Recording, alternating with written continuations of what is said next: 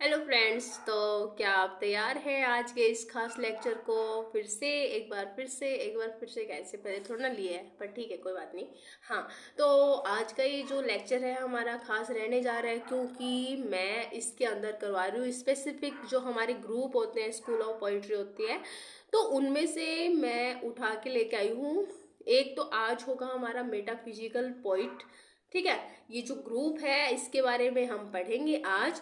और हमारा जो नेक्स्ट लेक्चर आएगा ना, उसके अंदर हम पढ़ेंगे कवालियर पोइट का ग्रुप। ठीक है, तो अगर आप बोलोगे कि ये मतलब ये तो हो गया ना, इसके पीछे देखो मैंने इनका कोई सेपरेट लेक्चर नहीं लिया। ठीक है, तो अगर ज़रूरत पड़ती है ना लोगों को, तो ये तो है नहीं कि लोग कोई भी उठ के बीच में से लेक्चर को देखेगा फिर खंगालेगा कि कहाँ है हमारे मेटाफिजिकल का ग्रुप, कहाँ है, कहाँ पे करवाया है। ऐसा तो नहीं होगा ना, इसलिए मैंने सोचा कि सेपरेट वीडियो बना देती हूँ, जिससे क्या होगा कि हमें पढ़ने में आसानी होगी, हम अच्छे से कर पाएंगे।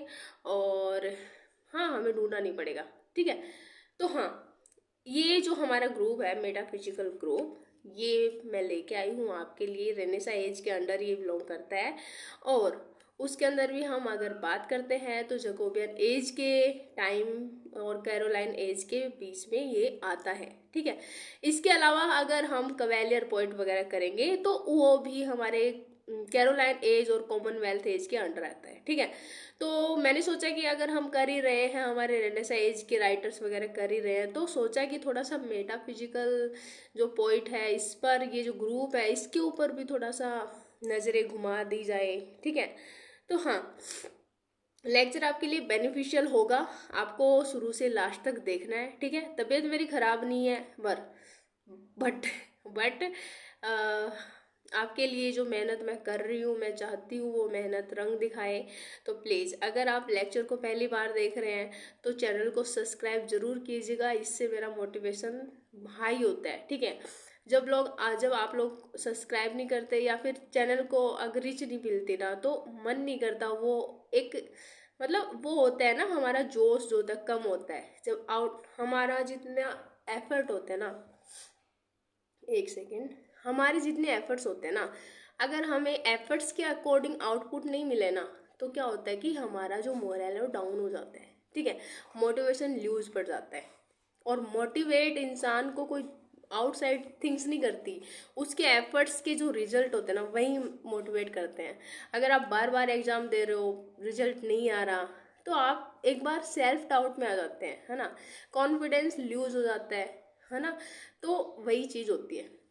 चलो कोई बात नहीं, हम अपना काम ऐसे ही करते रहेंगे, आउटपुट आज नहीं तो कल आएंगे। मेरा काम सिर्फ इतना है कि मैं किसी भी सिचुएशन में, अभी आपको पता नहीं है 20-25 दिनों से जो सिचुएशन चल रही थी, इतनी भयंकर सिचुएशन चल रही थी, और उस सिचुएशन में मैंने एक भी लेक्चर ड्रॉप नहीं करा अपना। तो मैंने सारे लेक्चर लिए हैं, सिचुएशन चाहे जो भी हो, और ट्रेजिक सिचुएशन ही थी। ठीक है, तो मैं अपनी पूरी कोशिश कर रही हूँ आप लोगों तक अपना कंटेंट डिलीवर्ड करवाने की। आप लोग भी कोशिश करिए कि एटलीस्ट आपको कुछ और नहीं करना तो कम से कम लेक्चर को ही देख लीजिए। नहीं करना चाहते सब्सक्राइब, नहीं करना चाहते लाइक शेयर, कोई बात नहीं, आप लेक्चर को देखिए। ठीक है, आपको बेनिफिट होने चाहिए, आपको क्लास समझ आनी चाहिए। सॉरी। हाँ जी, तो देख लेते हैं जो हमारा मेटाफिजिकल पोइट, ये जो पोइट्स बता रखा है ना, ये एक ग्रुप है। ठीक है, किसका ग्रुप है? ये एक ग्रुप है ब्रिटिश लिरिक पोइट का। ठीक है, ये एक पोइट्स का ग्रुप है जिसके अंदर वो जो पोइट होते हैं ना, वो लिखते हैं कंसीट, मेटाफर, पैसिनेट रीजनिंग के बारे में, और ब्लेंडिंग थॉट्स, डीप थॉट्स भी उसमें मिक्स करते हैं। ठीक है, सॉरी। तो ये जो ग्रुप है हमारा, ये किसके द्वारा, मतलब ये जो मैन हेड जो होते हैं इनके, हमारे जॉन डन होते हैं। जॉन डन के बारे में अलग से लेक्चर लिया है मैंने, आपको याद होना चाहिए। तो जॉन डन जो है हमारे इस ग्रुप के होते हैं लीडर। ठीक है, ये इस ग्रुप को चलाते हैं, मास्टरमाइंड्स को हम बोल सकते हैं। ये जो ग्रुप होता है ना, ये कैरेक्टराइज होता है किससे? विटी, इंटेलेक्चुअल और फिलोसॉफिकल अप्रोच से। ठीक है, तो ये जो ग्रुप है इसके अंदर वो जो भी थीम वगैरह डालते हैं, है ना। जो भी वो वर्क वगैरह लिखते हैं उनके अंदर ये सारी चीज़ें हमें देखने को मिलती है कि उसके अंदर थोड़ा विट मिलता है, मतलब जो भी चीज़ें लिखी हैं वो थोड़ा दिमाग से लिखी है, थोड़ा दिमाग यूज करके लिखी हैं, इंटेलेक्चुअल तरीके से लिखी है, स्मार्ट तरीके से लिखी हैं, ठीक है। ऐसे ही नहीं कि कुछ भी छाप दिया। और फिलोसॉफिकल चीज़ें भी लिखी है थोड़ी सी, कि फिलोसफी तो पता ही है अपन को।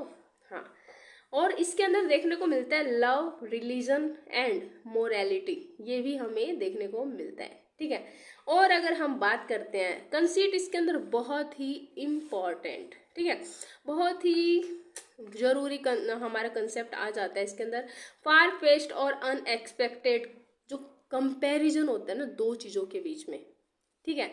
जब दो चीज़ों के बीच में एक ऐसा कंपैरिजन आ जाता है जो कि हम ना तो सोच सकते हैं, और अगर हमने सोच लिया, नहीं सोच ही नहीं सकते एक तो, ठीक है। और जब हम सुनेंगे ना तो हमें लगेगा व्हाट, क्या ऐसा भी कुछ होता है, ऐसे नहीं होता, मतलब हम कई बार शॉक्ड हो जाते हैं। देखो, जॉन डन ने एक पोइम लिखी है, उसके अंदर वो फ्ली को उन जो लवर होते हैं ना उनके साथ कनेक्ट कर देते हैं, कि लवर की जो मीटिंग होती है ना, वो भले वो फिजिकली मीटिंग नहीं कर पा रहे, बट जब एक फ्ली होती है, मक्खी या मच्छर, दोनों को काटता है, और काट के जब दोनों का ब्लड ले लेता है अपने पेट के अंदर, तो वो दोनों का ब्लड जो ना उस मच्छर के पेट में मिक्स हो जाते हैं, ठीक है। तो जब दोनों का वो मिक्स हो जाता है तो वो सोचते हैं कि हमारा यूनियन हो गया, ठीक है। तो जॉन डन बताते हैं कि हम अगर फिजिकली हम पास नहीं आए तो कोई बात नहीं, जो हमारा ब्लड है वो उसके अंदर चला गया, ऐसा कुछ मीनिंग देते हैं वो। आपने अगर नहीं पढ़ी, अब जाके वो पोइम पढ़िए, ठीक है। हाँ जी, और देख लेते हैं थोड़ा सा और अगर हम देखें तो स्पिरिचुअल, ये जो हमारा देख कंसीट जो होता है ये एक सॉरी, तो एनालॉग जिसको हम कंपैरिजन बोलते हैं, ठीक है। तो ये जो कंपैरिजन होता है किसके बीच होता है, स्पिरिचुअल इमोशनल कंसेप्ट के बीच में और फिजिकल ऑब्जेक्ट के बीच में, ये हमारा कंपैरिजन दिखाया जाता है, ठीक। फिजिकल तो हो ही गया ना, एक इंसान की बॉडी वो फिजिकली होता है ना।